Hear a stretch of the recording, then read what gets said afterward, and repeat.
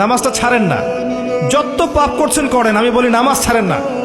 ইনশাল্লাহ একদিন নামাজই আপনাকে পাপ থেকে বের করে আনবে ইনশাআল্লাহ।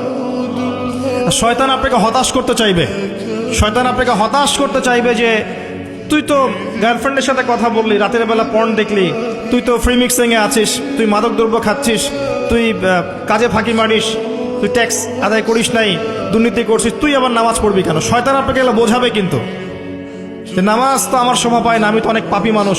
এই ধোকায় পা দিবেন না। আপনি নামাজ কন্টিনিউ করতে থাকেন, ইনশাল্লাহ আল্লাহ পাক আপনাকে পাপ থেকে বের করে আনবেন ইনশাল্লাহ। ওই নামাজটা যদি ছেড়ে দেন তাহলে আর কোনো হাতিয়ার বাকি থাকবে না। আর আপনি যত পাপ করেন না কেন মায়ুস হবেন না, মন ছোট করবেন না। আপনার একটা সেজদা, যে সেজদা আপনি চোখের পানি ঢেলে দিয়েছেন আল্লাহর কাছে যে আল্লাহ আমার ভুলগুলো তুমি মাফ করে দাও, আমার তওবা তুমি কবুল করো, ইনশাল্লাহ দেখবেন ওই একটা সেজদা যদি কবুল হয়ে যায় আল্লাহ পাক আপনার সব গুনাহ মাফ করে দিবেন ইনশাল্লাহ।